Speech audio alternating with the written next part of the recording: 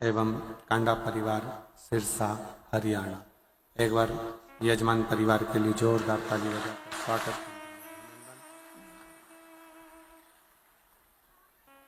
जिन्होंने इस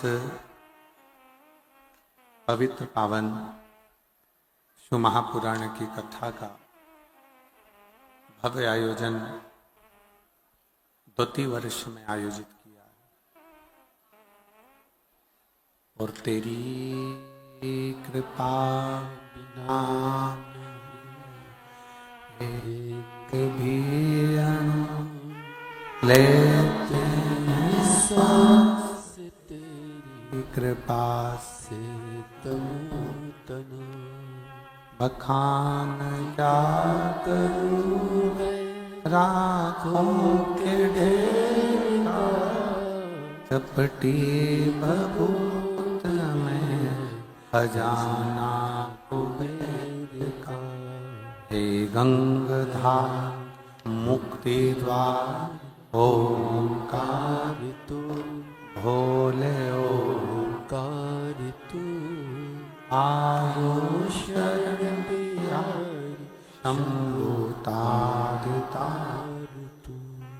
बखान क्या करूं मैं राखों के ढेर का चपटी भभूत में खजाना कुबेर का।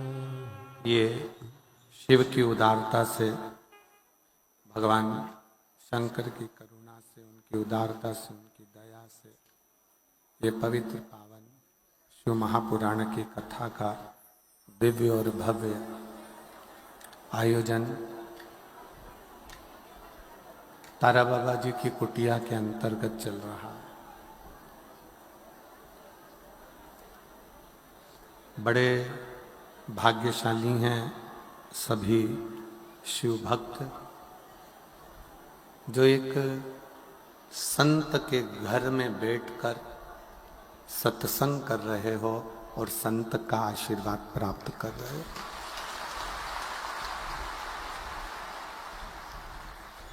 रिश्तेदारों के घर में बैठने का योग बहुत लगता है, नाते रिश्तों में जाने का भी योग लगता है, संबंधियों के यहाँ जाने का भी योग लगता है, कुटुंब कबीले में जाने का भी योग लगता है और सभी स्थानों पर पहुंचने का योग लगता है। पर एक शिव महापुराण की कथा जब संत की कुटिया के अंतर्गत हो तो ये मानकर चलना कि सारे तीर्थ, सारे पुण्य हमको उसी समय प्राप्त हो जाते हैं।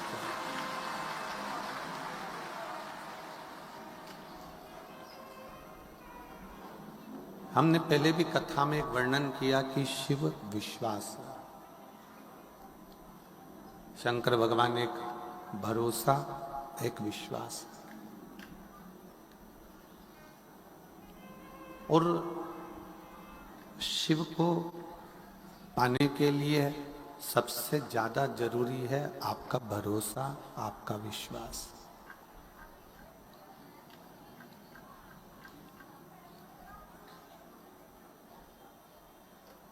तैतीस कोटि देवी देवता में अगर सबसे जल्दी राजी होने वाले देव हैं तो देव अधिदेव महादेव स्वयं शिव।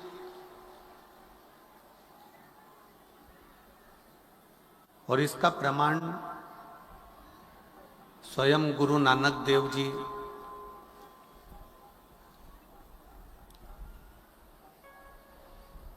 जब महाराष्ट्र की पवित्र भूमि पर पहुंचे तो गुरु नानक देव जी के साथ में संत नामदेव जी थे।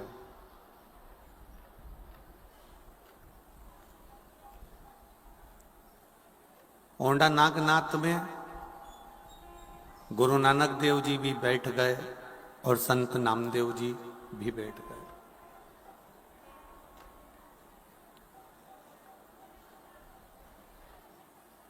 थोड़ी देर बाद संत नामदेव जी ने गुरु नानक देव जी को प्रणाम कर कर कहा कि मैं अंदर शंकर का दर्शन करने के लिए जा रहा हूं, मत्था टेक कर आता हूं। गुरु नानक देव जी बोले ठीक है जाओ।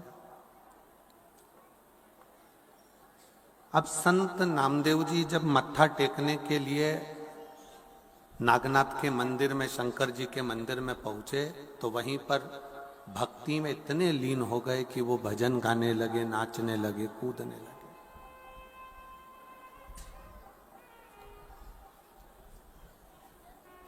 मंदिर के जितने पुजारी थे, मंदिर के जितने संत थे, पुजारी थे, पंडित थे, उन्होंने नामदेव जी को उठाकर मंदिर के पीछे फेंक दिया।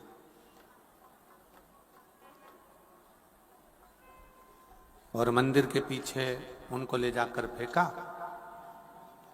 नामदेव जी की आंख में आंसू भर गया, नामदेव जी की आंख से आंसू बहने लगा, नैनों से नीर बह रहा।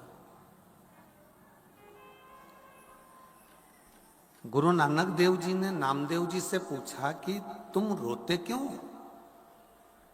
किस लिए, तुम्हारे रोने का कारण क्या है? नामदेव जी बोले कि मुझे मंदिर में से बाहर निकालकर पीछे पटक दिया।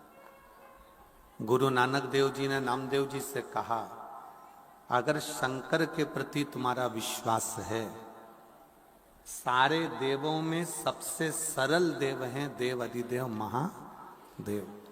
अगर तुम्हारा विश्वास पक्का है ना नामदेव, तो शंकर भगवान तुम्हारे लिए मंदिर का दरवाजा भी बदल सकते हैं। और आज भी भारत की भूमि पर एक मंदिर ऐसा है औंढा नागनाथ का, जहां पर नामदेव जी ने गुरु नानक देव जी का कहना माना और भगवान शंकर की भक्ति में ऐसे लगे कि मंदिर का दरवाजा भी बदल गया। नामदेव जी जहां थे वहां हो गया और मूल स्थान पीछे हो गया।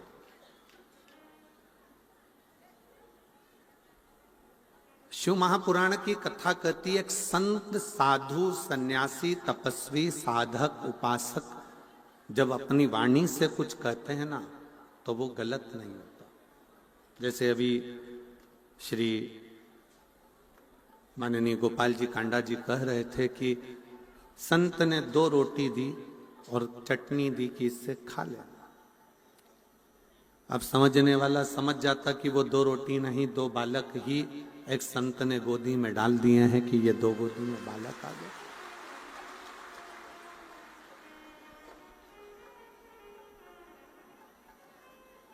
ये एक विश्वास।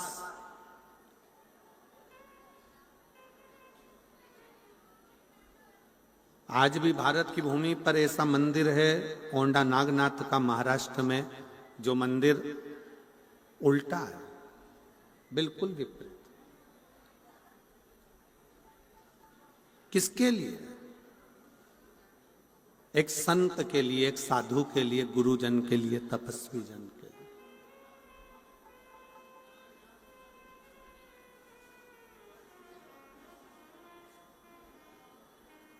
एक साधक के लिए, एक उपासक के लिए और आपके विश्वास के लिए। जब आपका भरोसा, जब आपका विश्वास दृढ़ होता है, जब आपका भरोसा भगवान के प्रति दृढ़ होता है, तो भगवान को मिलने में देरी नहीं लगती है, वो मिलता है। अब कोई कहे कि हम तो इतने दिन से जल चढ़ा रहे हैं, या इतने दिन से भजन कर रहे हैं, या इतने दिन से पूजन कर रहे हैं, या इतने दिन से आराधना कर रहे हैं, अर्चना कर रहे हैं, पर वो आने में इतनी देरी क्यों कर देता है? किस लिए?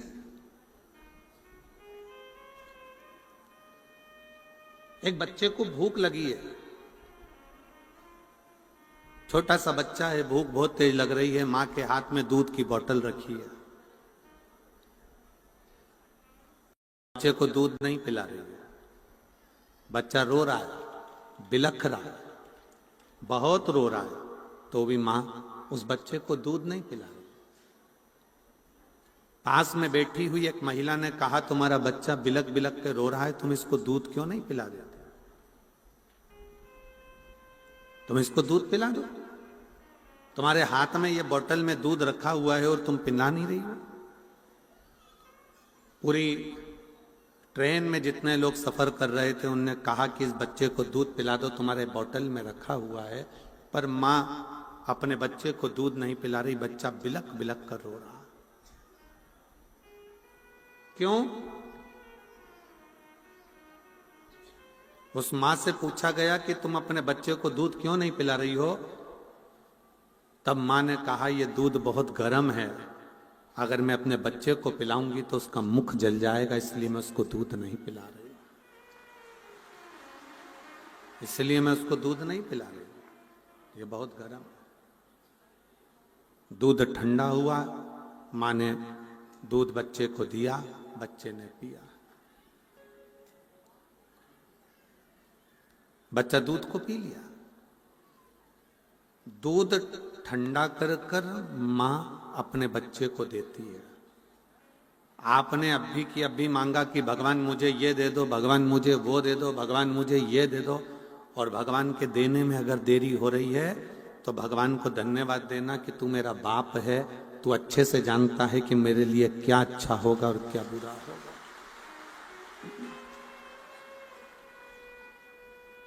मेरे लिए क्या श्रेष्ठ है और क्या श्रेष्ठ नहीं है, ये आप जानते हो, आप पहचानते हो।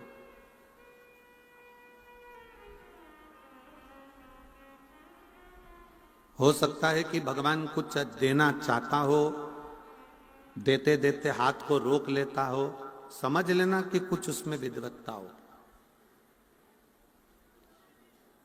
कुछ उसमें श्रेष्ठता हो, और देगा जो तुम्हारे लिए श्रेष्ठ है वो देगा,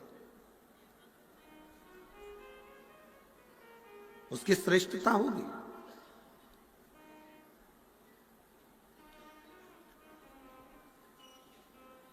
तेरे मंदिर में आना मेरा काम है और मेरी बिगड़ी बनाना तेरा काम। आप जब भगवान के दरवाजे पर पहुंचते हो, भगवान के मंदिर में पहुंचते हो, भगवान की चौखट पर पहुंचते हो, भगवान की शरणागति में जब आप जाते हो, तो भगवान समझ लेता है कि तुम क्यों आए,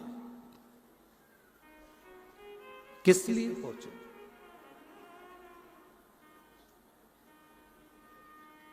एक बार मां जगतजननी जगदम्बा माता पार्वती जी भगवान शंकर के साथ में कैलाश पर बैठी हुई थी, और भगवान शिव बड़े अड़बंग होकर बड़े आनंद के साथ बैठे हुए थे। शिव पार्वती से बात कर रहे हैं, पार्वती शंकर जी से बात कर रहे हैं, और एक निवेदन ये कथा कर रही है, शिव महापुराण की कथा शंकर भगवान के और पार्वती के चरित्र से निवेदन कर रही है कि एक बात अपनी चित्त वृत्ति में बिठा कर रखो। जब पति पत्नी दोनों कक्ष में रहें, जब पति पत्नी दोनों अपने भवन में, अपने रूम में, अपने घर में रहें, तो निवेदन है कि उस समय पर अपने हाथ का मोबाइल चाहे कटे हुए सेवफल का हो, एप्पल का हो, चाहे कैसा भी हो, पर जितनी देर पति पत्नी दोनों साथ रहें उतनी देर मोबाइल को कहीं अलमारी में दबाकर रख दिया करो, जिससे दोनों का स्नेह बातचीत पूर्ण हो।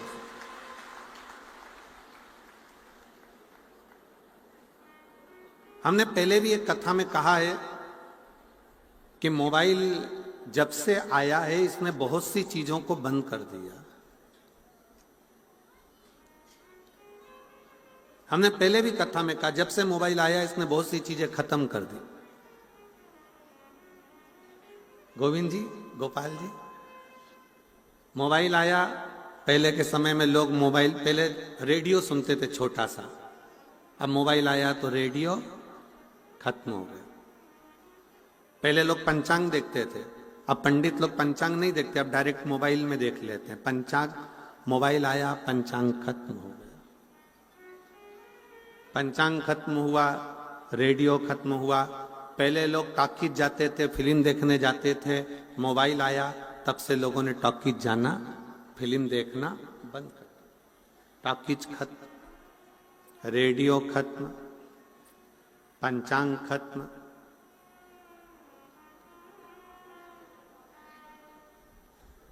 पहले लोग पत्र का इंतजार करते थे, अब मोबाइल पे बात करते हैं तो पत्र भी खत्म। मोबाइल आया, रेडियो खत्म हो गया, फिल्म खत्म हो गई, यहाँ तक कि पंचांग खत्म हो गए, और बचा कुचा था। पहले लोग टॉर्च लेकर चलते थे, जब से मोबाइल आया तब से टॉर्च भी खत्म हो गई। मोबाइल आने से टॉर्च खत्म हो गई, रेडियो खत्म हो गया, सब कुछ खत्म हो गया। और वही मोबाइल जिस दिन तुम्हारी पत्नी के हाथ में आ गया तो तुम भी।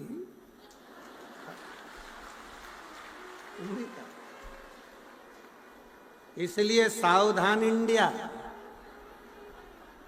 थोड़ा सावधान रहिए।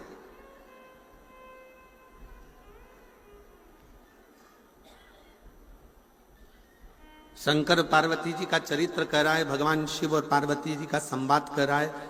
शंकर पार्वती जी जितनी देर साथ में बैठते हैं उतनी देर व्यर्थ की बातों को छोड़कर अपनी स्वयं की बातों का स्मरण करते हैं, स्वयं की बातों।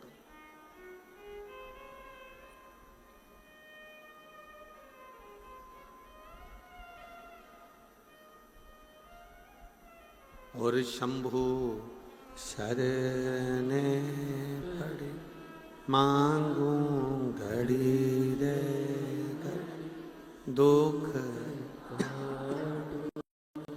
दया करी न दर्शन। ओ शंभो शरणे पड़ी मांगू घड़ी रे घड़ी, दुख काटो दया करीन दर्शन। मोबाइल को थोड़ा सा, जब पति पत्नी दोनों साथ रहें, दोनों रहें संग में, तो मोबाइल को थोड़ा दूर कर दीजिए, थोड़ा दूर कर दो। मिठास नहीं आ रही, गला पकड़ रहा है, थोड़ा रूखापन ज्यादा है। मोबाइल को एक कोने में ले जाकर रख दो। शिवजी और पार्वती माता, जगत जननी जगदम्बा और शंकर दोनों बैठे, दोनों, और दोनों अपनी अपनी बातें कह रहे हैं। और उस बातों में पार्वती जी ने शंकर भगवान से बहुत से प्रश्न किए।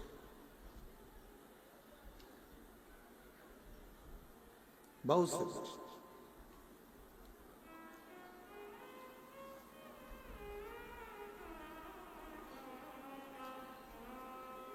जैसे कल एक कथा शुरू में प्रारंभ हुई थी उत्तानपाद की। उत्तानपाद की दो पत्नियां सुनीति और सुरुचि का प्रसंग आया था। उसमें से एक सुनीति का बेटा ध्रुव है, सुरुचि का बेटा उत्तम है। और उत्तम सिंहासन पर बैठा हुआ है, ध्रुव जी महाराज भी आने वाले समय में सिंहासन पर बैठे। ये सब प्रसंग अपने श्रीमद् भागवत में सुना। पर उसके बाद का जो प्रसंग है कि उत्तम की जो धर्म पत्नी है, जिसका नाम बहुला है, वो अपने पति का सम्मान नहीं करती है, सत्कार नहीं करती, आदर नहीं करती। अब एक दिन उत्तम को ये बात का बड़ा दुख हुआ कि मेरी पत्नी मेरा सम्मान नहीं करती है, सत्कार नहीं करती है, आदर नहीं करती है, तो उन्होंने उस पत्नी को वन में भेज दिया। वो वन में चली और भ्रमण करती रही। भ्रमण करते करते वो पत्नी उत्तम की नागलोक में पहुंच गई और वहां एक सखी उसकी बन गई जिसका नाम था नंदा। पति ने धक्के मारकर निकाल दिया था। वो आदर नहीं करती थी, सम्मान नहीं देती थी, शब्द ठीक नहीं बोलती थी, तो उसको निकाल दिया। नंदा एक दिन बैठी हुई थी और नंदा के मन में, जैसे शंकर भगवान माता पार्वती जी के साथ कैलाश पर बैठे हैं और दोनों आपस में चर्चा कर रहे हैं, बातें कर रहे हैं, वैसे ही बहुला ने नंदा से कहा कि मेरे पति ने मुझे निकाल दिया क्योंकि मेरी वाणी ठीक नहीं, मेरे शब्द ठीक नहीं।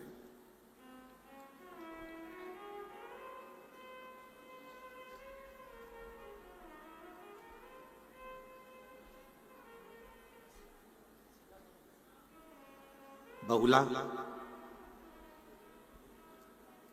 कहती है कि मैं कैसे अपने पति के पास वापिस पहुंच सकती, कैसे? अभी एक कथा के प्रसंग में आपको कहा कि पति पत्नी जब भी रहें साथ में तो मोबाइल को उठाकर किसी अलमारी में कोने में पटक दो।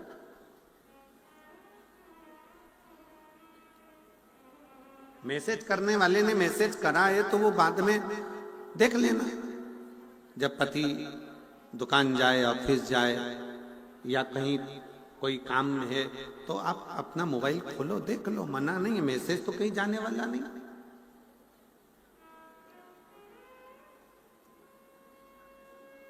आज अदालत में जितने प्रॉपर्टी के केस नहीं है, आज अदालत में जितने चोरी के केस नहीं है, प्रॉपर्टी के केस नहीं है, जितने जमीन जायदाद के केस नहीं है, जितने कत्ल के केस नहीं है, आज अदालत में सबसे ज्यादा केस नए लड़का लड़कियों के तलाक के चल रहे हैं। आज अदालत में सबसे ज्यादा केस अगर चल रहे हैं तो वो तलाक के चल रहे हैं, और उसका केवल एक कारण है, शादी तो हो जाती है पर हृदय मिल नहीं पाता। क्योंकि हृदय तो वो दिन रात को सो रहे हो तो मोबाइल में मैसेज चल रहे हैं, इंस्टाग्राम चल रहा है, फेसबुक चल रहा है, यूट्यूब चल रहा है, ये चल रहा है, वो चल रहा है। थोड़ा सा आप सबको मालूम है, लड़की और लड़के की जब शादी होती है तो सबसे ज्यादा जेवर माँ बाप अपनी बेटी को देते हैं और सबसे ज्यादा जेवर सास ससुर अपनी बहू को देते हैं। मालूम है कि नहीं मालूम है?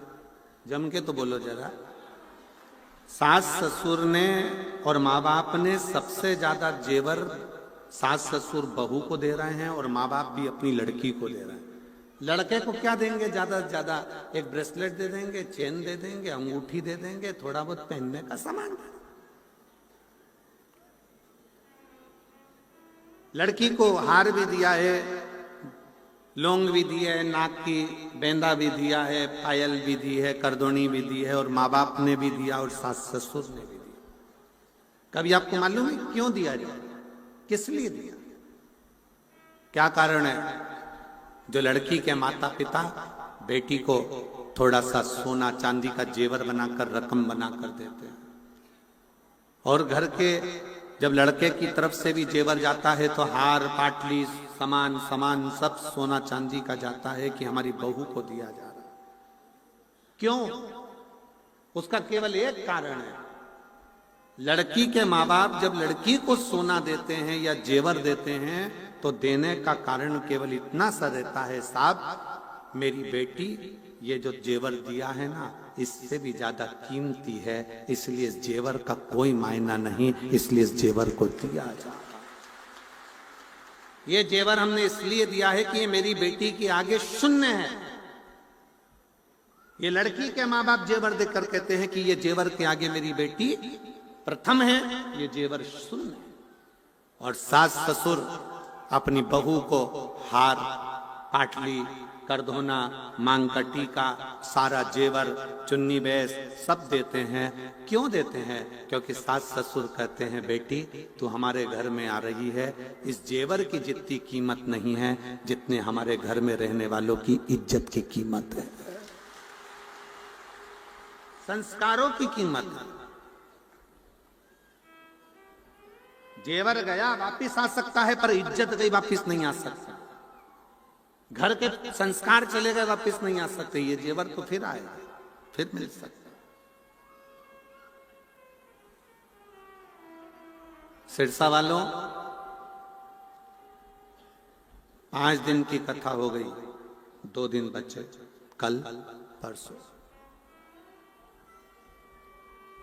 कल कथा का 6ठा दिन हो जाएगा, जिसको हमारी शिव महापुराण में शिवरात्रि कहते हैं। कल कथा की शिवरात्रि हो जाएगी। परसों सुबह 8 बजे से 11 बजे तक कथा होगी। बाबा का स्मरण होगा। कथा का भजन कीर्तन करके आप अपने घर, हम हमारे घर। पर सिरसा के निवासियों को निवेदन है, क्या पता कौन सा पुण्य। मैं गोविंद जी आपको भी और गोपाल जी आपको भी बहुत बहुत साधुवाद देता हूं। आपके लिए इतने अच्छे अच्छे पत्र आते हैं, मैं पढ़ता हूं तो मुझे आश्चर्य होता है। ना जाने कौन सा पुण्य प्रबल हुआ जो आपके क्षेत्र में ये 2 बेटे ऐसे हैं जिनके माध्यम से ये कथा और सत्संग आपको तारा बाबा की कुटिया में मिल रहा। ये संत की वो 2 रोटी का कमाल है कि ये भी संत भाव में मिले, उसको ग्रहण करो।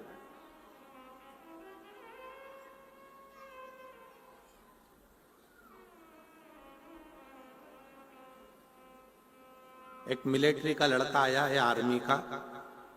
वो आर्मी के लड़के ने एक पत्र लिखा है। उस पत्र में उस लड़के ने लिखा है कि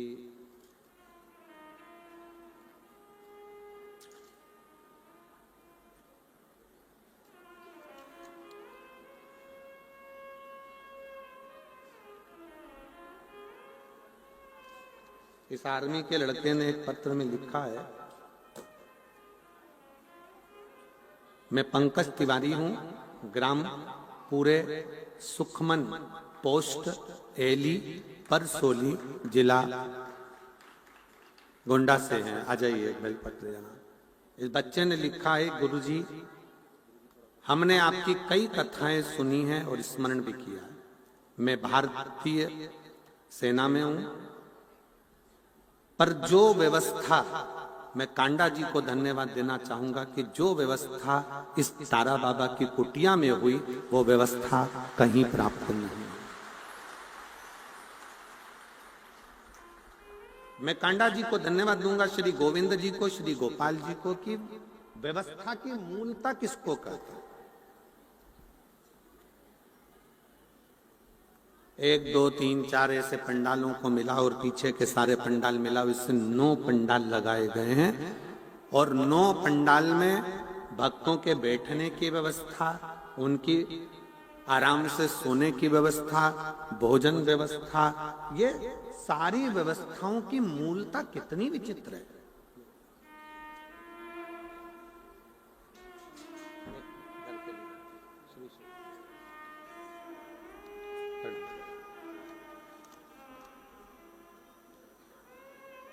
मैं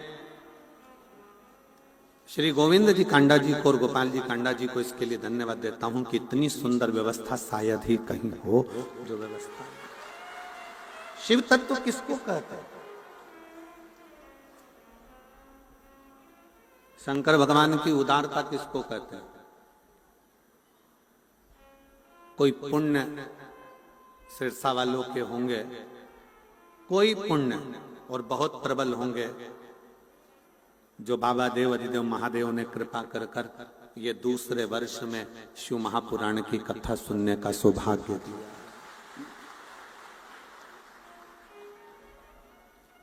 शिव की कृपा से, और तेरी कृपा बिना ना हिले एक भी अणु, लेते हैं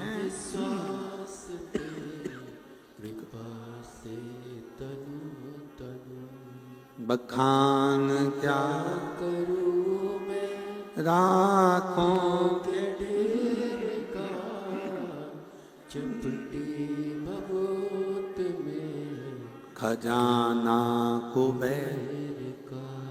हे गंगधार मुक्ति द्वार ओंकार तू, बोले ओंकार तू। आयो शरण तियारी शंभो तार तार दो। ये उसकी उदारता से मिला, ये उसकी कृपा से मिला, ये उसकी करुणा से मिला।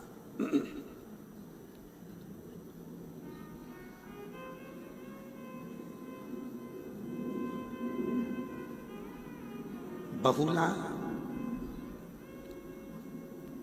नंदा से कह रही है, क्या मैंने अपने पति से अपशब्द कहे, मैंने अपने पति से आड़ा टेढ़ा कहा है, क्या मेरे पति मुझे वापस बुला सकते? क्या मेरे पति मुझे वापस रख सकते? बुला लेंगे, बुला सकते। नंदा ने कहा, जो दुनिया में कोई नहीं कर सकता वो स्वयं देवाधिदेव महादेव कर सकते हैं, स्वयं शिव। जो दुनिया में कोई नहीं कर सका, जो दुनिया में कोई नहीं कर पाया, वो केवल एक शंकर कर सकते हैं। मेरी जीजियों, मेरे जीजाओं, मेरी बेटियों, बेटाओं, मेरी माताओं, सबसे ज्यादा जरूरी है हमारा अच्छा व्यवहार।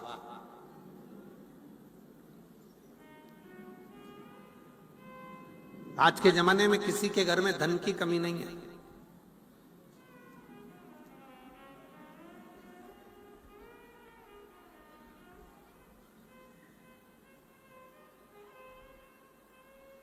आज के जमाने में सबसे बड़ी कमी है व्यवहार की।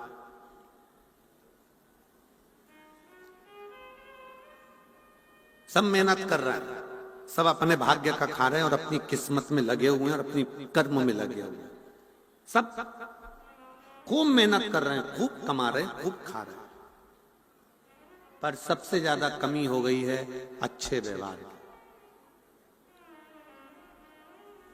मेरे शिवजी जैसा व्यवहार लेकर आओ। गले में विष भरा पड़ा है शंकर भगवान के और मस्तक पर गंगा रखी हुई है।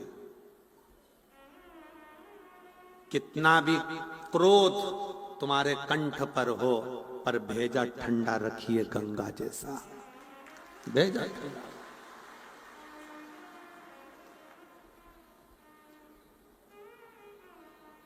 आज के जमाने में व्यक्ति का भेजा ठंडा नहीं है, मस्तिष्क ठंडा नहीं है, दिमाग ठंडा नहीं है। गुस्साया, क्रोध में आकर तलवार ली, चक्कू ली और मार दिया। कितनी देर लगी चक्कू मारने में? लगी कितनी देर? 10 मिनट।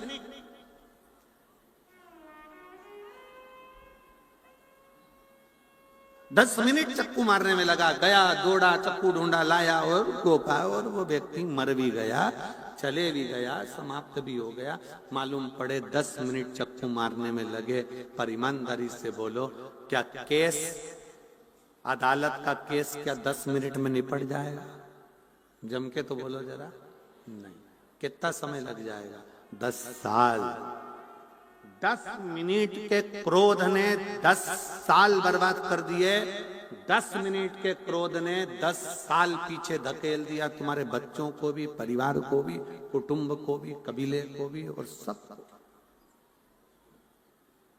हम उसको संयमित ही नहीं रखता है।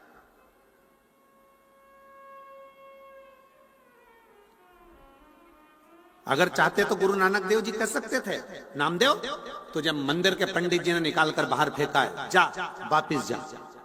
पर नामदेव जी को गुरु नानक देव जी ने शांति का पाठ पढ़ाया, शीतलता का पाठ पढ़ाया। जो बोले सो निहाल।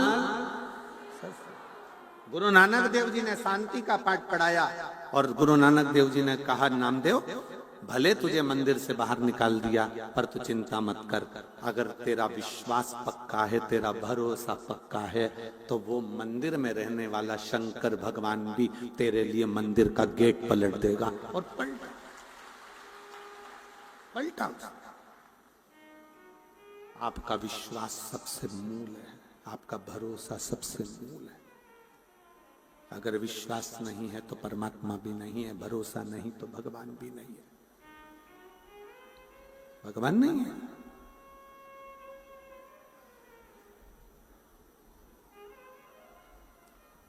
उत्तानपाद के बेटे उत्तम की पत्नी बहुला ने नंदा से कहा, क्या मुझे मेरा पति वापस मिल सकता है? हाँ, शिव मिला सकता है। शंकर भगवान एक ऐसे हैं जो मिला सकते हैं। शिव जी का काम है मिलाना।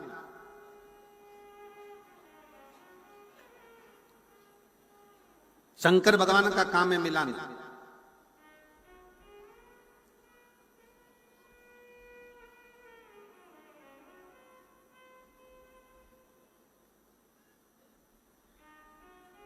बहुला नंदा के कहने पर शिवलिंग का निर्माण करती है, पूजन करती है, आराधना करती है और कथा कहती है कि उत्तम को लगा कि मेरी पत्नी कहीं भटक रही है, तो वो ढूंढते ढूंढते पहुंचता है, अपनी पत्नी को लेकर आता है। शिव महापुराण की कथा कहती है, अगर रिश्ते टूटने की कतार पर आ गए हैं, संबंध खत्म होने की कतार पर आ गए हैं, तो निवेदन है उन संबंध को अदालत तक लेकर मत जाओ। ले जाना है तो एक लोटा जल भरकर दोनों पति पत्नी शंकर के मंदिर जाओ, उसको जोड़ने का प्रयास करो।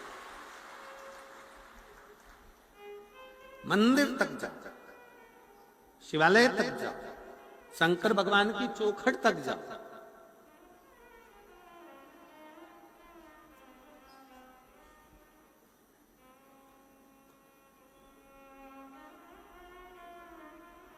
कितनी अकड़ से लोग कहते हैं, आन दे मेरा समय मैं दिखा दूंगा तेरे को, आन दे मेरा समय मैं बताऊंगा तेरे को। अकड़ से कह दिया, आन दे मेरा समय मैं तुझे दिखा दूंगा। छाती में दर्द हुआ, हॉस्पिटल ले गए, डॉक्टर ने कहा समय आ गया, ले और अकड़ ले, आन दे मेरा समय मैं दिखाऊंगा कि मैं क्या। दर्द उठा, हॉस्पिटल ले गए, डॉक्टर ने कह दिया समय आ गया। अब आईसीयू में पड़ा है, आईसीयू में पड़ा, अब क्या दिखाएगा? अब तो हरी झंडी ऊपर वाला दिखाए, अब तू क्या दिखाएगा?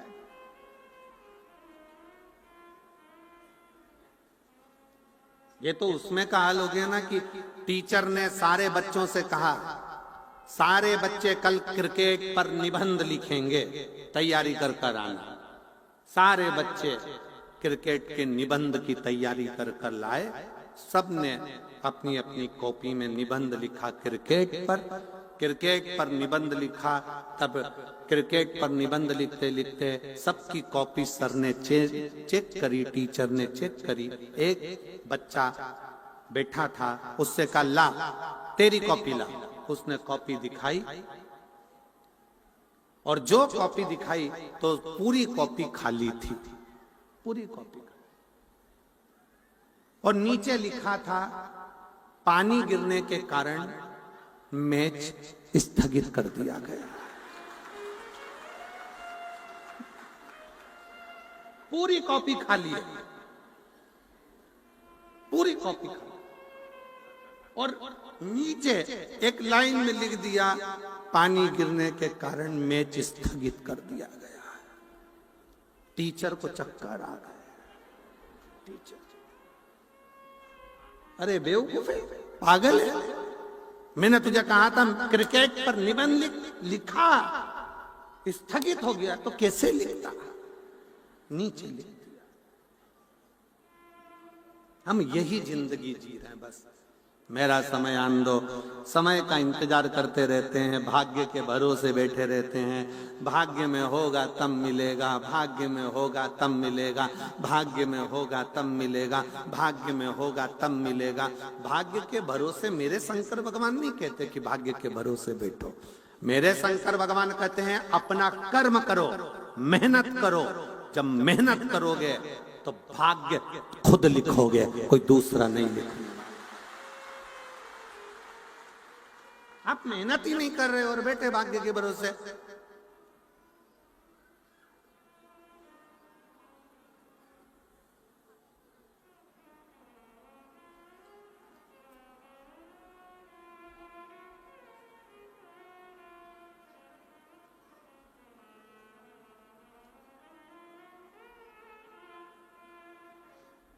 गोपाल जी, एक बैंड वाले का फोन आया, बैंड बजाने वाले का।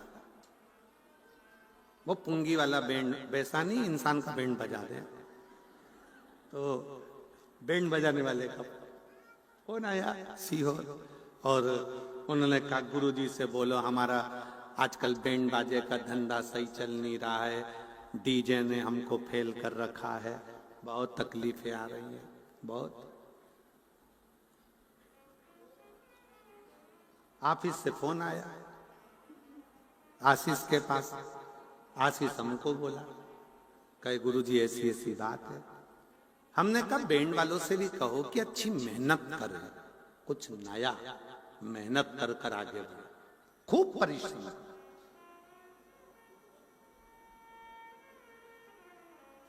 आप मानेंगे नहीं कि इतनी मेहनत वो बैंड वाले ने करी, अलग अलग तरह का वाद्य यंत्र लाया, अलग अलग तरह के वाद्य यंत्र बजाना चालू करा, सोशल मीडिया पे अपना प्रचार करना प्रारंभ करा। आज उस बैंड वाले के पास रत्ती भर समय नहीं है कि कहीं जा सके अपने कर्म। हम भाग्य के भरोसे ना बैठे, आएगा देखा जाएगा, किस्मत में होगा तो देखेंगे, भाग्य में होगा तो मिल जाएगा, भाग्य में होगा तो मिल जाएगा, भाग्य में होगा तो मिल जाएगा ना। शिव महापुराण की कथा कहती है मेहनत करिए, परिश्रम करिए और पूर्ण परिश्रम करिए। आप अपने भाग्य को लिखने का हक रखते हो खुद।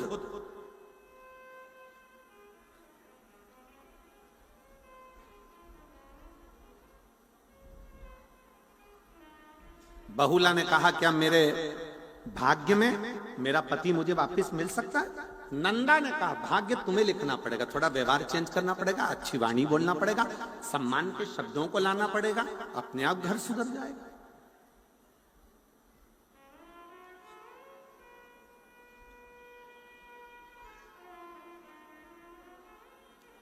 पहले के संबंध आज के संबंध जमीन आसमान का अंतर है। पहले के संबंध में लड़का लड़की को नहीं देखता था, लड़की लड़के को नहीं देखती थी।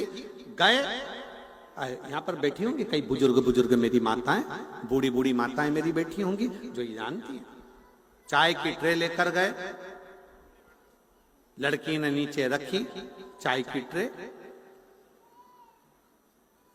और जो चाय की ट्रे लड़की ने नीचे रखी, चाय की ट्रे रखकर लड़के ने लड़की को निगाह भर कर देखा, लड़की ने लड़के को देखा, ना बोले ना चाले, और शादी पक्की हो गई। और वो शादी चली, खूब चली, आज तक चल रही है। जितना तो नवयुवक लड़के लड़कियों में, जितना तो नवयुवक बेटा बेटियों में, जितना तो नवयुवक बहुओं और बच्चों में प्रेम नहीं, उतना तो घर के बुजुर्ग में, सास ससुर में, बूढ़े बूढ़ों में इसने इतना प्रेम है। बोलो री जी वो सही है कि गलत? इतना प्रेम है उनका, इतना प्रेम कि अगर वो मान लो कहीं चली भी जाए, मान लो अगर बुजुर्ग हो गई, बूढ़ी हो गई माँ, बुजुर्ग है, और अगर वो मान लो कहीं चली भी गई तो तुरंत बार बार पूछेंगे काय को जा रही है, क्या करेगी जाकर, वहां क्या करना जाकर। और एक नवयुवक लड़का लड़की, एक नवयुवक बहू बेटा, पत्नी अगर चली गई तो ये तुरंत दोस्तों को फोन लगा कर कहते चलो जरा सिरसा घूम के आ। अंतर है, बहुत अंतर है दोनों में। ना लड़के ने लड़की को देखा था, ना लड़की ने लड़के को देखा था, संबंध पक्का हुआ, वो संबंध आज तक चल रहा है। और एक आज का संबंध लड़का लड़की को दिखाओ, लड़की लड़के को दिखाओ, दोनों एक दूसरे को होटल में मिले, होटल में देखने के बाद भी इनका मन नहीं भरावे तो फिर वापिस मिले, 3-3 घंटा बात करी, संबंध पक्का हो गया। रात को 8 बजे से लगे सुबह 4 बजे तक मोबाइल पे बात करते रहे, इतनी बात करी, इतनी बात करी, इतनी बात करी, और बात करते करते करते करते शादी भी हो गई। और मालूम पड़ा 2-5 साल टिकी नहीं, और चल क्या मतलब?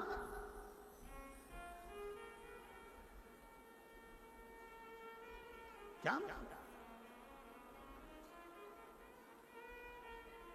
संबंध प्रेम के होना चाहिए, स्नेह के होना चाहिए। और जब प्रेम का संबंध हो, प्रेम का संबंध जब बना रहे तो उसका एक सुख अपने आप रहता है, अपने आप। आज का जमाना तो इतना विचित्र हो गया कि लोग आपस में ही डर के मारे संबंध निभाते हैं। एक पत्नी पति से बोली, सुनो मैं ऑफिस जा रही हूं,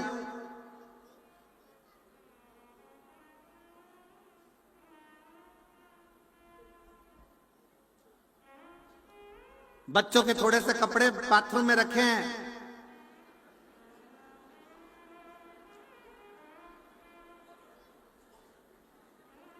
हो सके तो तुम धो देना, नहीं तो मैं आके धो दूंगी।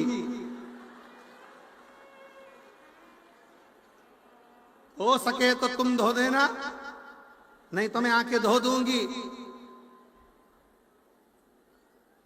पति बहुत देर तक सोचता रहा, अगर मैंने नहीं धोए तो ये कपड़े नहीं धोएगी, मुझे धोएगी, ये पक्का। क्योंकि धमकी देके गई है, तुमसे धुल जाए तो ठीक, तुम धो देना, नहीं तो मैं आके धो दूंगी। अब इसने ये नहीं करा, कहा कि कपड़े धोऊंगी, तो उतने डिप्रेशन में पड़ गया। आखिर में उसने सोचा अपने बच्चों के कपड़े धो दो, नीचे डाल कपड़े डाल, सब दो पर।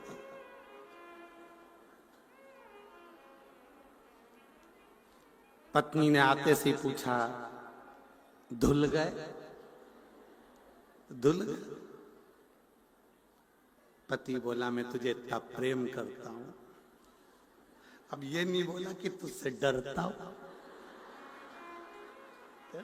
इतना प्रेम करता हूं, मैंने धो दिया, सब धो दिया। शिव तत्व है, शंकर है, बड़ा अड़भंगा है इसमें। कितनी सुंदर एक बात आती है। एक बार भगवान शंकर से पार्वती जी बोली, गणेश जी महाराज मोदक के लिए तरस रहे थे, लड्डू चाहिए था गणेश जी को, और लड्डू रखे थे ऊपर। अब गणेश जी ऊपर चढ़े नहीं, और चूहा ऊपर चढ़ के लड्डू खा के नीचे आ जाए। अच्छा, चूहा एबला बहुत होता है, ये हमेशा बेकार चीज नहीं खाता, कपड़े में भी देख लेगा कौन सा कपड़ा अच्छा उसी को खाएगा, क्वालिटी चीज चाहिए। हमें तो लगता है आजकल के चूहे भी अच्छी कंपनी की आ है, उन्हें भी क्वालिटी का सामान चाहिए। बेकार पटक तो तुम देखो, एक चूहे की वो चूहा पकड़ने की होती है ना, हाँ पिंजरा, चूहादानी, पर भगवान भी कहते हैं देखो सब चीज एक जैसी नहीं रहती है। चूहे में चूहेदानी रहती है, साबुन में साबुनदानी रहती है, मच्छरदानी में मनुष्य रहता है। मच्छरदानी में कहाँ मच्छर रहता है? तो वो चूहे की जो दानी होती है ना, उसमें वो रोटी का टुकड़ा रख दे। अब चूहे इतने समझदार होते हैं, वो टुकड़ा खाने जाते ही नहीं। बोलो जाते क्या? अब तुम उसका वो चूहादानी का ऐसा मुंह कर देते इधर। अब चूहा इतना होशियार, उधर जाए, इधर से घूम के अच्छा टिफिन का माल खा जाता। चूहे तो आजकल ऐसा लग रहा है कि इनको सिखा के पैदा किया जा रहा है, समझ। अब गणेश जी महाराज तो नीचे बैठे और वो चूहा चढ़ गया ऊपर।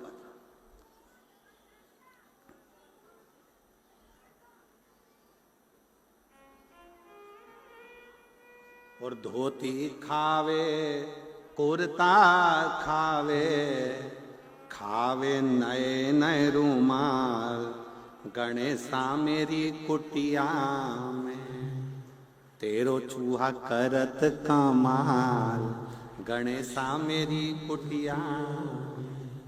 अच्छा सामान चीज। टोपी खावे, जूता खावे, खावे कुर्ता की जेब। इतने समझदार है, पूरा कुर्ता छोड़ देंगे, उसकी जेब खा जाएंगे कि जैसे माल धरे नीचे सटक जा।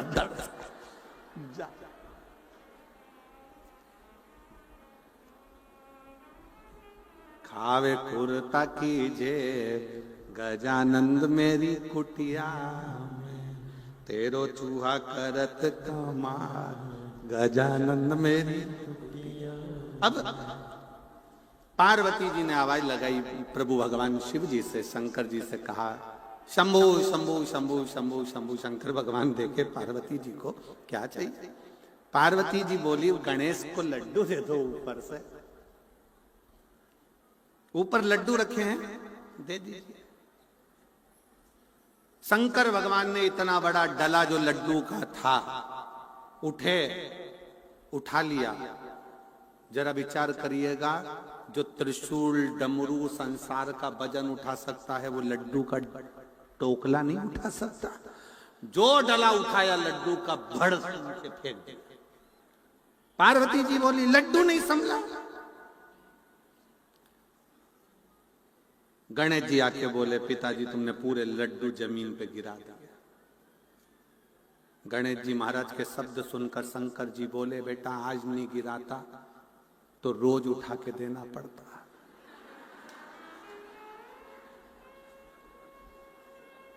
ये उसी में कहा ले, सास ने बहू से कहा, मेरी नई बहू आई है कितनी जोरदार आई है, बेटा क्या क्या बनाना आता है?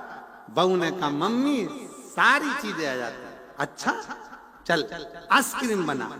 बहू ने खोलिया टेची में से किताब, रेसिपी बुक, 2 लीटर दूध को धीमी आंच में तपाओ, तपाए, बेकिंग पाउडर डालो, हिलाओ, इलायची का एसेंस डालो, हिलाओ, ड्राई फ्रूट्स डालो, हिलाओ,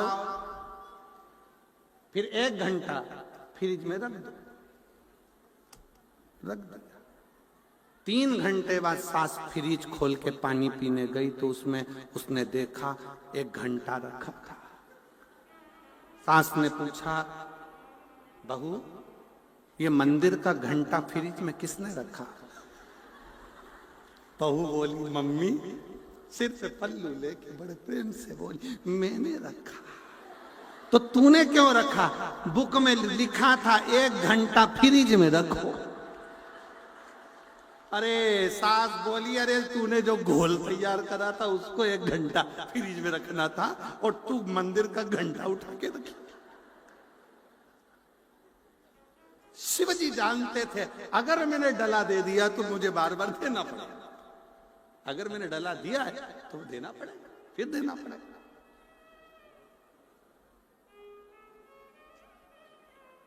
बहुएं बहुत समझदार होती मानो। सास कहते पानी भर के ला जा, मटका लेके गई, उसने सोचा पानी भर के लाऊंगी और सास को रोज पानी भरवाएगी, तो उसने क्या करा मटके का ही मुंह बांध दिया रस्सी में, दिया कुएं के अंदर, मटका पूरा टूट गया, मुंह बाहर आ गया, सिर पे रख के चली चोमली जैसे। सास ने पूछा पानी लाई तो क्या मटका तो नीचे ही कुएं में रह गया कि कैसी है तेरे को पानी भरना नहीं आता? बहू ने कहा मम्मी के घर नहीं भर पाती थी। सास ने सोचा रोज 250 रुपए का नुकसान कौन झेलेगा, रहने दे मैं खुद भर लाऊं, मैं खुद भर के। कौन मुसीबत झेलेगा? कौन झेले मुसीबत को? शिव पुराण कर रही है, भगवान शंकर का चरित्र कर रहा है, शंकर भगवान का संवाद कर रहा है। भेजे को ठंडा रखो, मस्तिष्क को ठंडा रखो, अपने व्यवहार को श्रेष्ठ रखिए, और जिस समय आपका व्यवहार श्रेष्ठ होगा उस समय पर समझ लेना कि तुम्हारे परिवार को कोई नहीं तोड़ पाएगा, वो जुड़कर चलेगा, तो कभी बर्बाद नहीं। प्रेम। बहुला ने नंदा से कहा क्या मुझे मेरे पति वापिस मिल सकते? क्यों नहीं मिलेंगे? ऐसा कौन सा काम है जो नहीं मिल सकते? शिव की आराधना, शंकर की आराधना करो, और शिव के सिवा कहीं दिल ना लगाना, शिव के सिवा कहीं दिल ना लगाना, वरना पड़ेगा तुझे आंसू बहाना, वरना पड़ेगा तुझे आंसू बहाना, शिव के सिवा कहीं दिल ना, शिव के सिवा कहीं दिल ना। भगवान देवादिदेव महादेव की भक्ति कर बहुला ने शंकर भगवान की जो भक्ति करी, पति का स्मरण आया और पति उसको लेकर घर।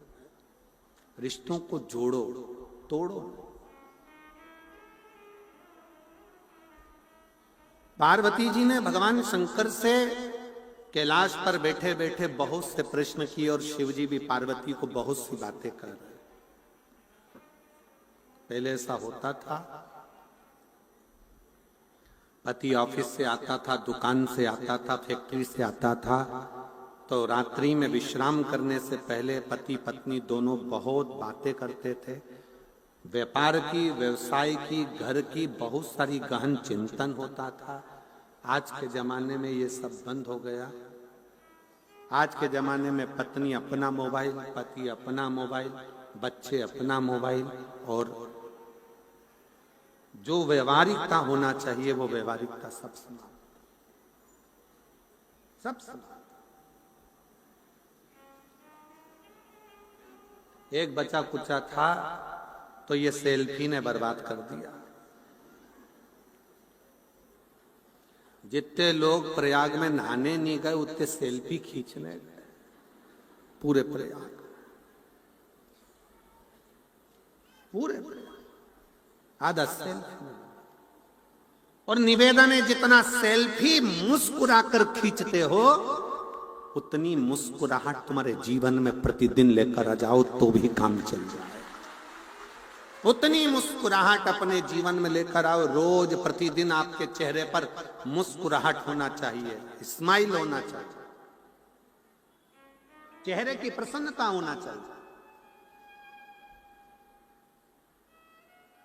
और ये जीवन का एक सबसे बड़ा सूत्र है, आपके चेहरे की मुस्कुराहट कहीं नहीं जाना चाहिए।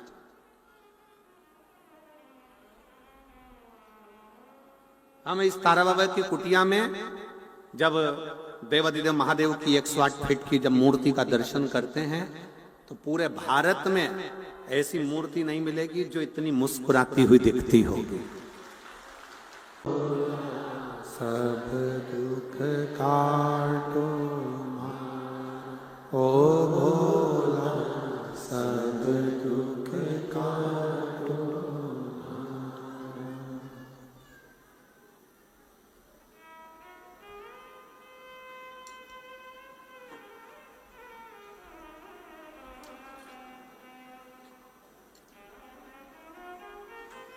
भगवान देवादिदेव महादेव, भगवान शिव, ओगरदानी त्रिकालदर्शी कैलाश विनाशी शंकर की कथा कर रही है। शिव महापुराण की कथा वर्णन करती है, शिव तत्व कथा, शंकर भगवान का संवाद करता है। शिव जी माँ जगज्जननी जगदम्बा पार्वती को लेकर कैलाश पर बैठे हैं। दोनों की व्यवहारिक बातें चल रही।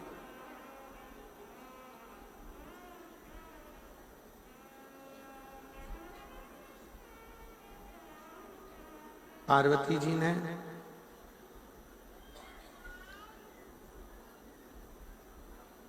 शिव जी से कुछ प्रश्न किए और हमने पहले भी कथा में कहा, फिर कहते हैं, जब पत्नी पति से कोई प्रश्न कर रही है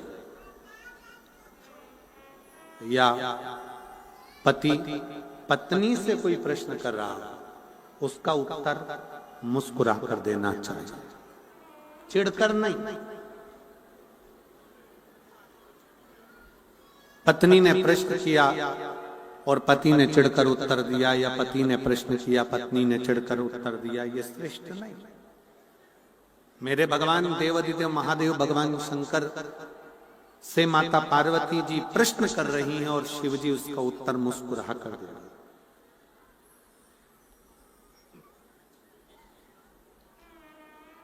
भगवान शंकर उसका उत्तर मुस्कुरा कर देते। कहो पार्वती क्या बात है। पार्वती जी कहती हैं प्रभु, एक मेरे मन में एक बहुत बड़ा संशय है।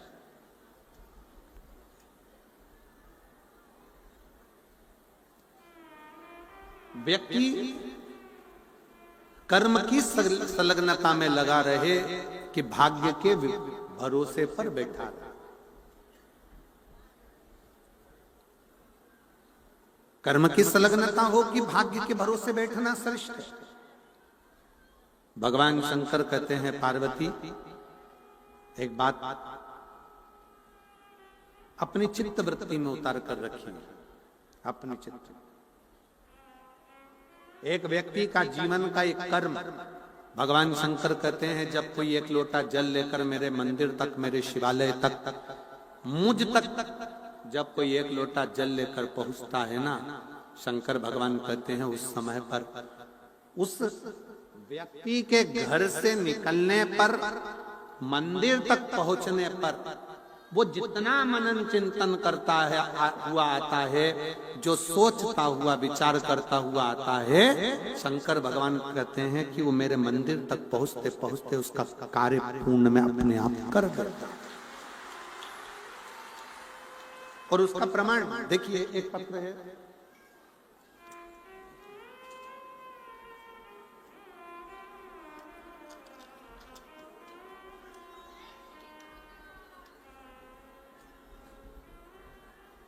मेरा नाम कविता, जिला रोहतक, सुनारिया से यहाँ बाबा के, तारा बाबा के कथा पंडाल में कथा सुनने के लिए, धन्यवाद देने के लिए आई। कहीं बैठी हो तो हाथ हिला सकती हैं जिनका ये डमरू है। कहीं बैठी हो, आप ही हैं, आ जाओ, एक बेलपत्र ले जाना चाहिए। मेरा नाम कविता, जिला रोहतक से। मैं बाबा को यहाँ धन्यवाद देने के लिए आई हूँ। मेरी पीठ पर पिछले 7 साल से गठान थी। मैंने डॉक्टर से अल्ट्रासाउंड करवाया तो उसमें गांठ बताई थी। तब डॉक्टर से दवाई लेकर मैं वापिस आ गई और ननंद के कहने पर मैं सीहोर वाले गुरुजी कथा करते हैं, तुम उनका कथा सुनो और शिव जी पर एक लोटा जल चढ़ाना प्रारंभ करो। हम लोग सीहोर पहुंचे, वहां जाकर रुद्राक्ष लाई और बाबा का रुद्राक्ष तांबे के कलश में जलाकर शिवजी पर चढ़ाकर उसका आचमन करने लगी। मैं बाबा का बेलपत्र चढ़ाया हुआ पीठ पर भी लगाती और उसको खाती भी। आज मैं बाबा को धन्यवाद देती हूँ कि मैंने दूसरी बार जब अल्ट्रासाउंड कराया तो मेरी पीठ की गठान पूरी गल चुकी थी। मैं बाबा को प्रणाम करने के लिए आई। गुरुदेव, मेरे पति के मुंह में छाले होने के कारण जो छाले बहुत दिन से लगे हुए थे वो छाले समाप्त नहीं हो रहे थे। हम लोग बहुत परेशान हो गए। डॉक्टर को जांच कराया तो डॉक्टर ने बताया कि इनको कैंसर जैसी भयानक बीमारी के लक्षण थे। परिवार पूरा परेशान हो गया, करें तो करें क्या। तब डॉक्टर साहब से कहा कि आप दवाई दे दीजिए। वो दवाई लेकर हम आ गए। कुंदकेश्वर महादेव का नाम लेकर, आप कहते हो ना कि डॉक्टर भी शंकर का एक रूप होते हैं, तो हमने डॉक्टर की दवाई को शिव का प्रसाद मानकर कुंदकेश्वर महादेव का नाम लेकर खाना प्रारंभ करा और वो दवाई खाते खाते रुद्राक्ष का जल, सीहोर से लाए हुए कंकर शंकर पे चढ़ा हुआ जल उनको देना प्रारंभ करा। आज मेरे पति भी पूर्ण तरह से स्वस्थ हैं और उनको कोई रोग नहीं है, उनकी रिपोर्ट नॉर्मल आई है। मैं बाबा को यहाँ प्रणाम करने के लिए आई हूँ। शिव तत्व किसको कहता है? एक दो पत्र बड़े सुंदर है, देखिए।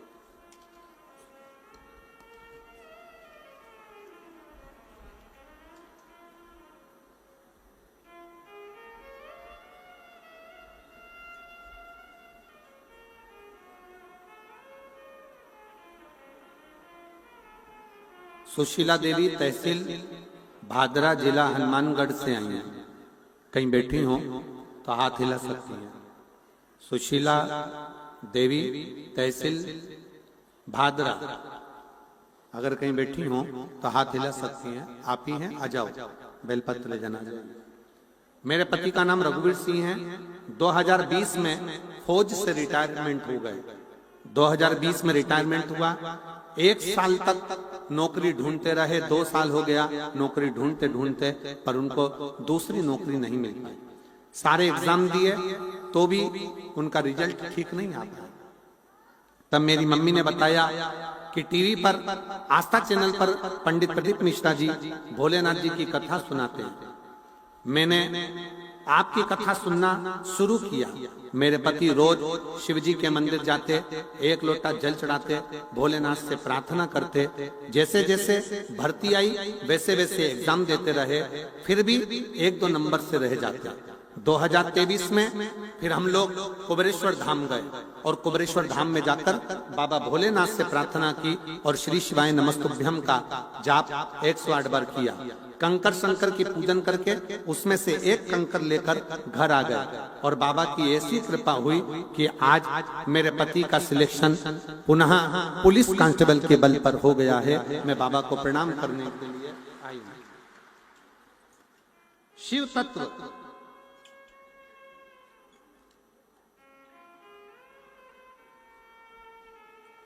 और मैंने तेरे ही भरोसे बाबा, तेरे ही भरोसे हवा बिच उड़ती जावांगी बाबा, डोर हथो छड़ी नावे कटी जावांगी भोले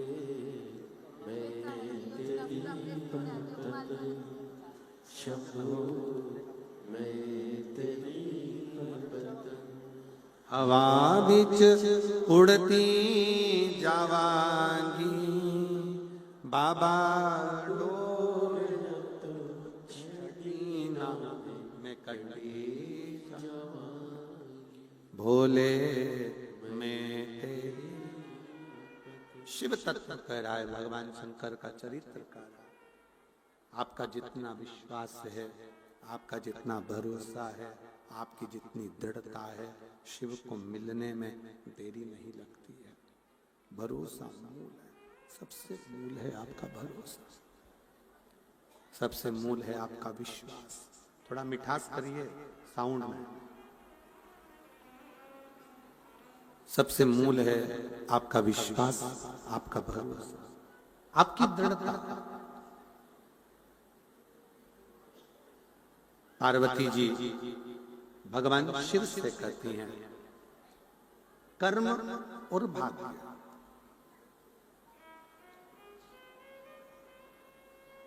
केवल भाग्य के भरोसे नहीं बैठते। शिव भगवान शंकर कहते हैं अपनी मेहनत को, अपनी लगन को 4 गुना बढ़ाइए। मेरे बेटा बेटी जितने कंपटीशन एग्जाम में बैठ रहे हैं, जितने बच्चे 10th 12th का एग्जाम दे रहे हैं, जितने बच्चे कुछ नया करने का अगर जज्बा रखते हैं, तो उनसे निवेदन करूंगा कि अपनी मेहनत को बढ़ाओ, अपने परिश्रम को बढ़ाओ, अपनी लगन को बढ़ाओ।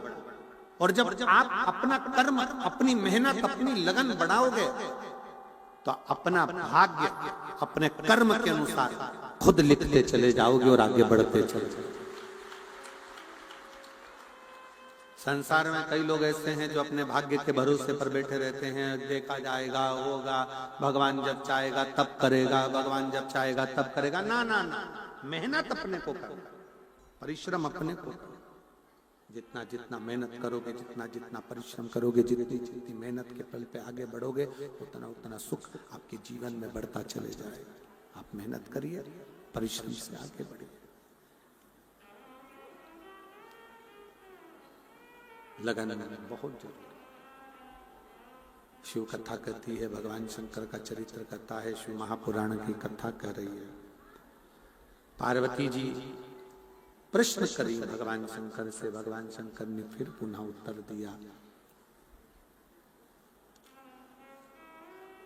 कहा प्रभु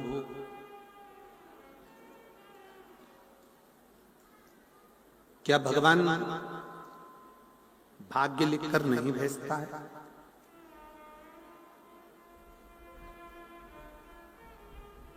क्या भगवान भाग्य लिखकर नहीं भेजता? दो चीजें हैं, बहुत सावधानी से समझिएगा।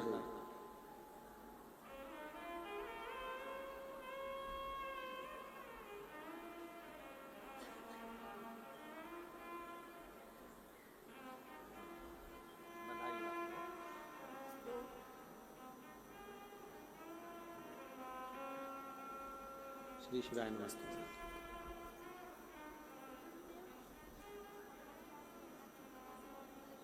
बधाई आपको, शिव कृपा।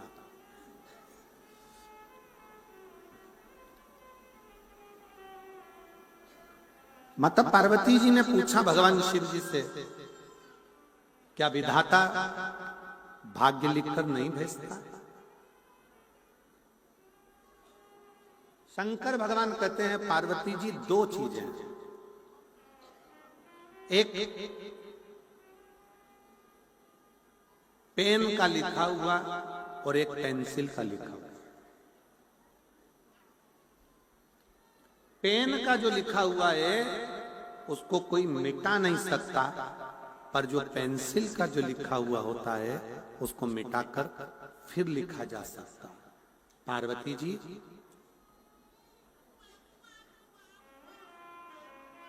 विधाता इस कोरे कागज पर पेंसिल से लिखकर भेजता है और नीचे अपने सिग्नेचर कर कर भेजता है कि वक्त पड़ने पर आप अपने परिश्रम से, आप अपनी मेहनत से इस कागज को मिटा सकते हो और अपनी मेहनत से नया पर्चा फिर बना सकते हो। कोई दूसरा नहीं। शिव महापुराण की कथा कहती है, शंकर भगवान पार्वती जी से कहते हैं खांसी हमें चली है तो हमें खांसना है, छींक हमें आई है तो हमें छींकना है, सिर हमारा दुखा है तो गोली भी हमको खाना है, पेट में दर्द हमारे हुआ है तो दवाई भी हमको लेना है। उसी तरह अपना सुख और अपना दुख अपने को ही भोगना है, कोई दूसरा नहीं भोगता है। अपने कर्म का अपने को ही धारण करना है। क्या काम हो जो हो नहीं सकता।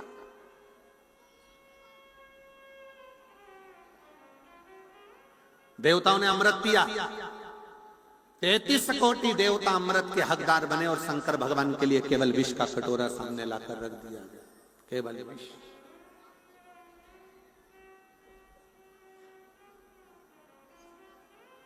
और विष का कटोरा जब शिव जी के सामने आया है, विष का कटोरा जब सामने रखाया है, तब पार्वती जी पूछ रही हैं भोलेनाथ जी से, ये हलाहल विष, इतना भयंकर विष आप पियोगे? शंकर भगवान कहते हैं पार्वती मैं अकेला विष नहीं पीने वाला,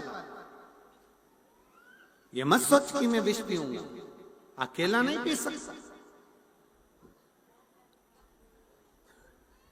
जीवन में जब दुख आता है, तकलीफ आती है, कष्ट आता है, बीमारी आती है, रोग आता है, तकलीफ आती है, बहुत बहुत कष्ट जब जीवन में आता है,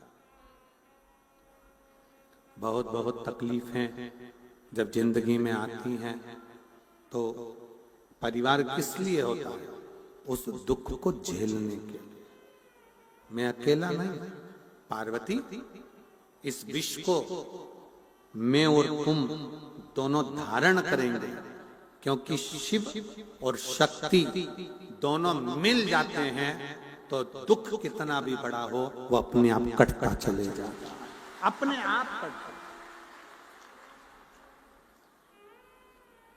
शिव और शक्ति का जो मिलन होता है, शंकर पार्वती का जो मिलन होता है, शिव शक्ति के मिलन से वो दुख कटता चले जाता है, वो तकलीफ कटती चली जाती है, वो दुख अपने आप समाप्त होता चले जाता है।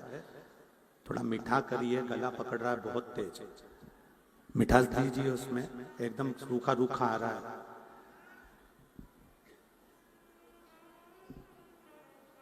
शिव और शक्ति का जहां मिलन होगा, शिव शक्ति दोनों मिलेंगे तो दुख कटता चला जाता। आपको मालूम है शिव जी के मंदिर में दीप क्यों लगाया जाता है? जम के बोलो जरा, किसी को ज्ञात है? शंकर जी के मंदिर में दीप क्यों लगाया जाता है? दिया क्यों जलाता है?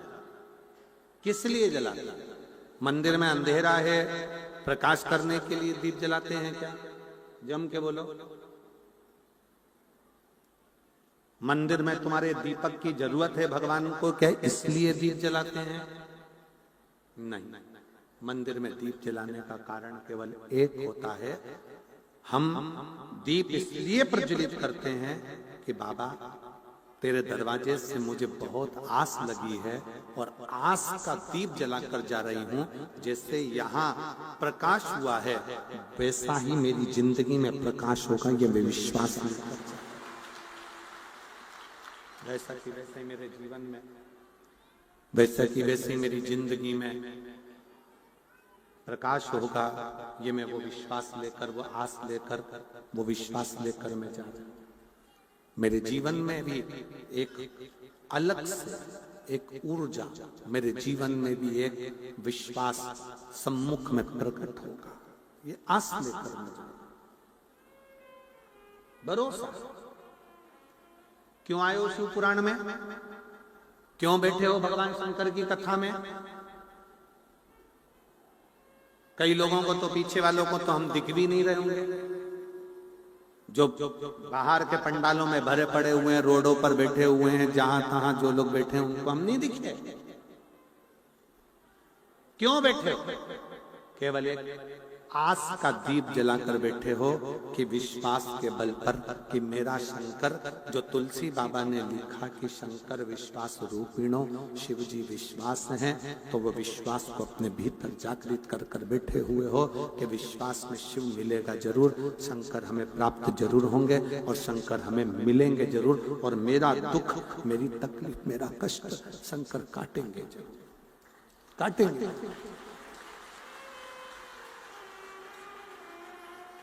दुख मिटेगा जरूर, कष्ट मिटेगा जरूर। एक विश्वास शिव के प्रति जागृत करिए, एक विश्वास शंकर भगवान के प्रति जागृत करिए, भरोसा जागृत करिए।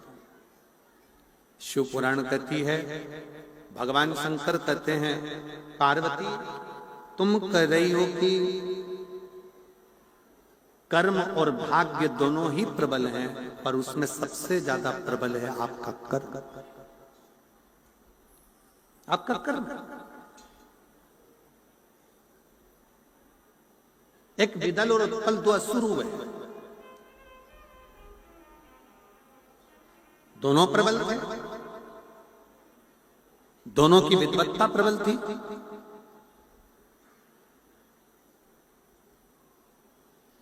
सब कुछ अच्छा कर्म करे, सब कुछ श्रेष्ठ करे, पर गलत दृष्टि मां जगत जननी की ओर कर दी, मां जगदम्बा। और यही की यही गलती भगवान शंकर के नेत्र से, नेत्र बंद करने के बाद एक जो अश्रु गिरा था, उस अश्रु से जो एक बालक हुआ था जिसका नाम अंधकासुर था, उस अंधकासुर ने भी यह गलती करी थी कि अपनी माता पर गलत दृष्टि दे दी थी, अपनी मां जगत जननी दुर्गा भवानी पर गलत दृष्टि दे दी थी, अपनी माता गलत दृष्टि से।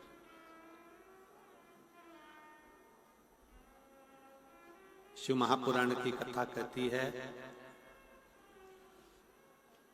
शिवालय में जाना, लोटा भरकर जल समर्पित करना, और कभी तुम्हारे जीवन में अगर तुमको लग रहा है कि मैं दुखों से पीछा छूट ही नहीं रहा, तब उस जगह पर बेलपत्री के मध्य भाग में पीला चंदन, ये जो पत्ती है और ये दो पत्ती हैं, ये बड़ी पत्ती और ये बीच की जो दो पत्ती हैं, इसके बीच में जो डंडी का भाग रहता है, जो बीच में डंडी का जो भाग है, बड़ी पत्ती और ये दो छोटी पत्ती के मध्य में जो डंडी का भाग है, उस डंडी के भाग में पीला चंदन और एक अक्षत पीला। शंकर भगवान को किसी भी प्रदोष के दिन आप अगर प्रदोष काल में समर्पित कर रहे हैं, तो ये निश्चित है कि धीरे धीरे कर कर वो दुख समाप्त होगा, वो दुख कटेगा ही। और शंभो शरणे पड़ी मांगू घड़ी रे घड़ी, दुख काटो दया करी ने दर्शन को, शंभु शरणे पड़ी, मांगू घड़ी रे घड़ी, दुख काटो दया करीने दर्शन, ओ दया करीने दर्शन। आप जब शिव से अपनी लगन लगाकर अपने मन की बात जब शंकर से कहते हो तो शिव क्यों ना सुने?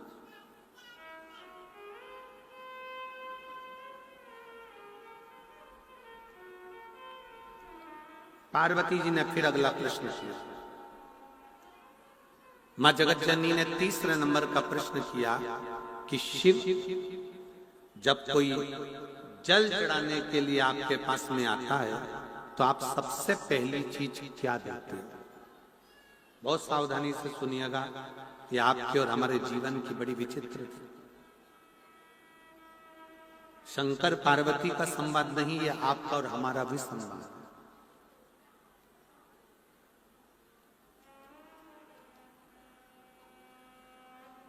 शिव के मंदिर में जल चढ़ाने वाले को, शिव महापुराण की कथा को श्रवण करने वाले को, मात पिता की सेवा करने वाले को, वृद्धजन, गुरुजन, संत जन, साधु जन, सन्यासी जन, तपस्वी जन, साधक जन, उपासक जन की सेवा करने वाले को आप क्या देते? सबसे पहला क्या देते? वैसे आपने धन दिया, दौलत दी, संपदा दी, सत्ता दिया, वैभव दिया, सब कुछ दिया, पर सबसे मूल आप क्या देते? सबसे पहले नंबर पर क्या दिया जाता?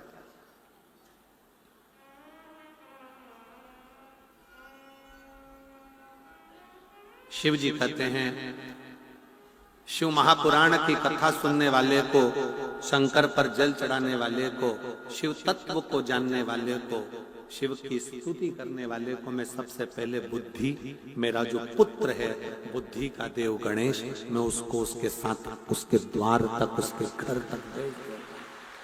सबसे पहले मैं बुद्धि को देता हूं, सबसे पहले मैं बुद्धि प्रदान कर देता हूं, उसके दरवाजे पर गणेश जी को भेज देता हूं, बुद्धि के देव को भेज देता हूं।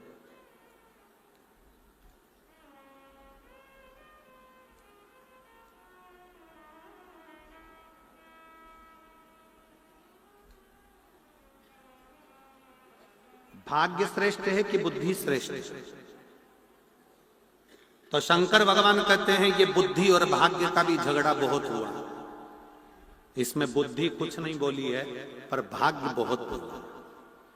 एक दिन की बात है, मैं माता सती के साथ में कुंभज ऋषि के आश्रम पर जा रहा था।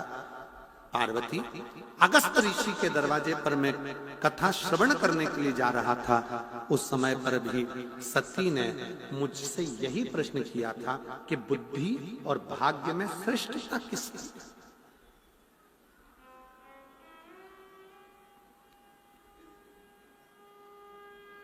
इसमें श्रेष्ठ कौन है? इसमें श्रेष्ठता किसकी है? सती को मैंने जो कहा, शिव जी कह रहे, मैंने जो सती को कहा आज मैं वही पार्वती तुमसे कहता। एक बार का प्रसंग है, बुद्धि के सामने भाग्य ने अपना बखान करना प्रारंभ करा कि मैं श्रेष्ठ हूं, मैं रंक को राजा बना सकता हूं और राजा को रंक बना सकता हूं। कौन बोला? जम के बोलो जरा। भाग्य ने कहा कि मैं रंक को राजा बना दूं और राजा को रंक बना दूं, मैं भाग्य हूं। बुद्धि सुनती रही। शिव जी कह रहे हैं, पार्वती मैंने सती को यह प्रसंग सुनाया था कुंभज ऋषि के आश्रम में जाते से। बुद्धि सुनती रही। फिर भाग्य ने कहा, मैं व्यक्ति को करोड़पति बना सकता हूं और व्यक्ति को रोड़पति बना सकता हूं। बुद्धि सुनती रही। अब बुद्धि का भी दिमाग ठनका और बुद्धि ने भाग्य से कहा, तुम बना सकते हो? हाँ। एक खेत में एक किसान काम कर रहा था। बुद्धि ने कहा, तुम इसको राजा बना दो तो मैं मान लूंगी। भाग्य हो ना तुम? तुम भाग्य हो ना, तुम इसको राजा बना दो। खेत में काम करने वाले किसान को अगर तुम राजा बना दोगे, तुम बुद्धि कहती है मैं तुम्हारी दासी बन जाऊंगी, बनाओ इसको राजा।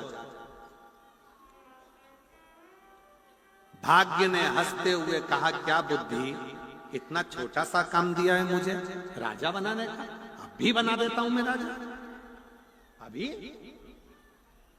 और भाग्य ने अपनी लीला रचना प्रारंभ करी। भाग्य ने देखा कि किसान ने गेहूं की फसल लगाई थी, किसान ने गेहूं की फसल लगाई थी, और भाग्य ने उस गेहूं की फसल के दाने की जगह पर उसमें मोती पैदा कर दिया। क्या पैदा करा है? मोती। अब तो देखा जाए तो मोती मोती हो गया। किसान ने एक बाली तोड़कर उसको मल के देखा कि मेरा गेहूं पका कि नहीं पका। मल कर देखा तो उसमें सफेद सफेद कंकर नजर आ रहे थे।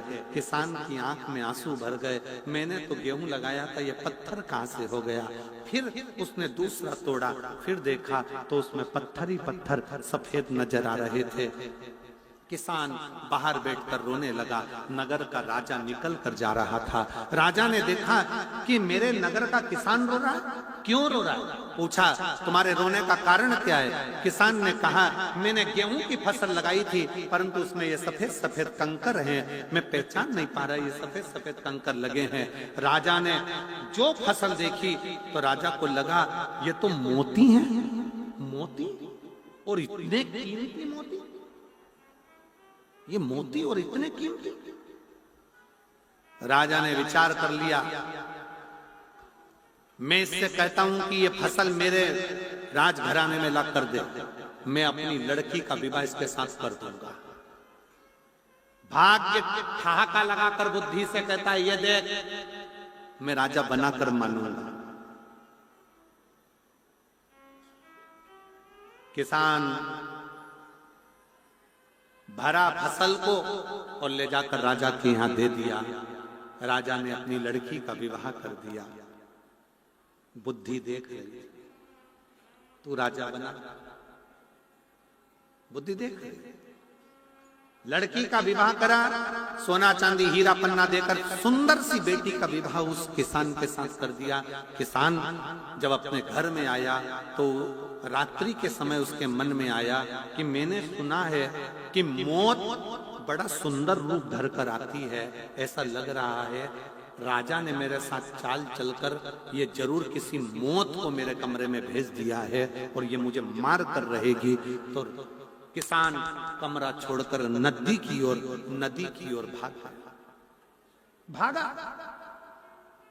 कुछ राजा के दूत घूम रहे थे, उनको लगा कि ये इसकी तो शादी हुई है, ये कहां भाग कर जा रहा है। उसको पकड़कर राजा के सामने ले जाकर खड़ा कर दिया। राजा ने कहा, इसने मेरी बेटी का अपमान करा है, इसको कारागार में डाल दो, कल इसको फांसी की सजा हो जाएगी, बंद करो इसको ले जाकर।